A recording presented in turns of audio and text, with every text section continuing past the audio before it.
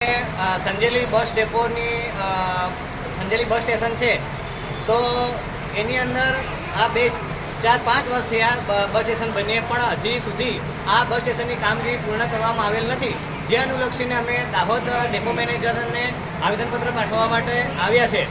સત્તાની અંદર 30 વર્ષથી આ ભાજપ સરકાર બેઠી છે, છતાંય અમારું જે સંજેલી બસ સ્ટેશન છે એને પૂરતી સુવિધાઓ પૂરી પાડવામાં આવેલ નથી। બંને આઉટ અને ઇન જે વે છે બસો માટેનો ત્યાં બહુ સાંકડો છે, ટર્ન લેતી વખતે બી ડ્રાઈવરોને તકલીફ પડે છે અને ક્યારેક અકસ્માત થશે એ પણ એક પ્રશ્ન છે।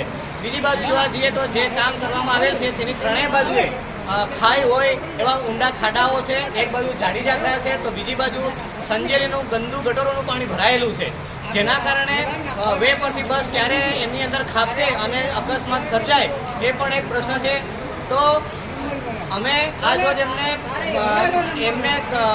વિનંતી કરવા માટે આવ્યા છે કે જે સંજેલી બસ ડેપો છે એ સંજેલી બસ ડેપોની અંદર એક તો શૌચાલય પણ તૂટેલું છે, પાણીની પરબના નળ તૂટેલા છે અને જ્યાં કૂવો કરવામાં આવેલો છે પાણી માટે તે પણ ગંદુ પાણી સંજેલીનું ભરાય છે, જેના કારણે રોગચાળો પણ ફાટી નીકળવાની શક્યતાઓ રહેલી છે।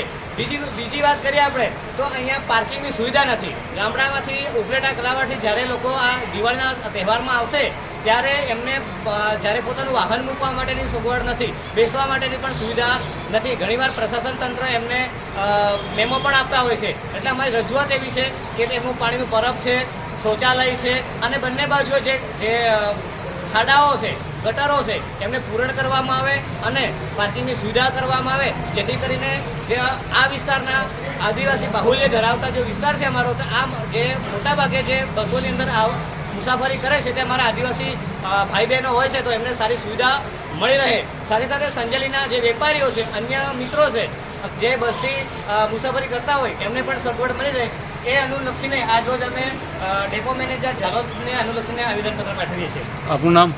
અલ્પેશ કારે।